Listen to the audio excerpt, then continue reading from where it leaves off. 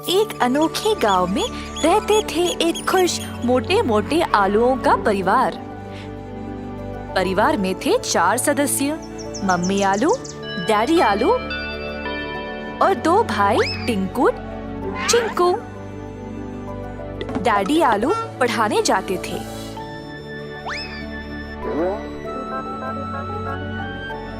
और मम्मी आलू जड़ी बूटियों की दवाई बनाती थी। टिंकू चिंकू का ख्याल भी रखती थी।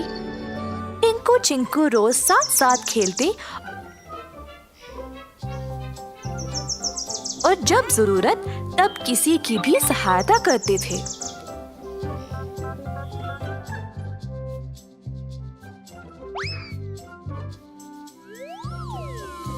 जब तक वे घर वापस आते देर हो जाती थी और मम्मी आलू चिंतित हो जाती।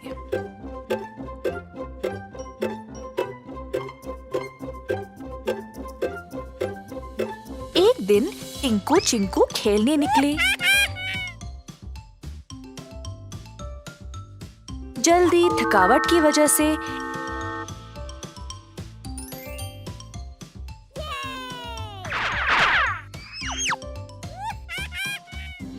एक सब्जी की टोकरी में गिर पड़े। एक बड़ा बैंगन जो पहले से ही टोकरी में था, उन दोनों को टोकरी से बाहर निकाल फेंक दिया। ये टोकरी केवल बैंगनों के लिए है, तुम्हारे लिए नहीं। टिंकू और चिंकू जमीन पे पड़े रोने लगे क्योंकि बैंगन ने उनको निकाल फेंका। हमें नहीं पता था कि ये टोकरी आपकी है। हा हा हा, तुम्हें क्या पता? क्या तुम मुझ जैसे लंबे हो ये सब जानने के लिए? शो शो, जाओ यहाँ से, कोई और जगह ढूंढ लो। टिंकू अपना हाथ दो जरा। हाँ हाँ, ये लो मेरा हाथ। बैंगन और भिंडी दोनों ने टिंकू और चिंकू की मदद नहीं की। टिंकू चिंकू दोनों रोते रोते घर वापस आए। मम्मी आलू ने दोनों को रोते हुए देखकर पूछा कि हुआ क्या। टिंकू चिंकू ने मम्मी को सारी घटना सुनाई। मम्मी आलू ने सब्र से सब कुछ सुना, उन दोनों को मनाया और फिर सुला दिया। अगले दिन टिंकू और चिंकू फिर से खेलने बाहर गए। वे देखना चाहते थे कि वो बैंगन उस टोकरी में अब था या नहीं। अंदर झांक के देखा तो टोकरी में कोई नहीं था, पर उनको किसी की रोने की आवाज सुनाई दी। टोकरी के पीछे देखा तो बैंगन वहां बैठे अकेला रो रहा था। बैंगन भाई, क्या हुआ? क्यों रो रहे हो?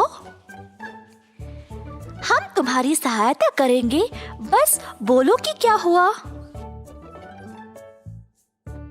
मेरी मैया बीमार है और मुझे नहीं पता मैं क्या करूं, इसीलिए रो रहा हूँ। फिर दोनों आलुओं ने बैंगन के साथ उसके घर गए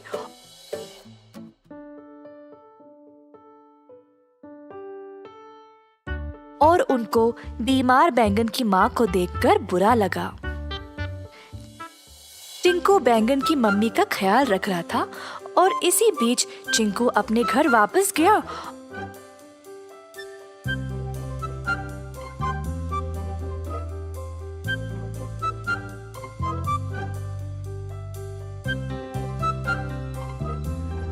और उनके लिए एक उचित दवाई लाई।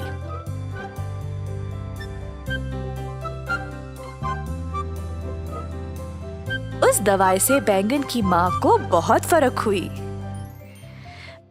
बैंगन हैरान था कि कैसे टिंकू और चिंकू ने उसकी मदद की। बैंगन के इतना रूखा होने के बावजूद भी दोनों आलू भाइयों ने उसको मेहरबानी दिखाई। उस दिन से बैंगन ने अपना रवैया बदला और अपने दोस्तों को भी यही सिखाया। जल्द सब सब्जी टिंकू और चिंकू की तरह उपकारी बन गए।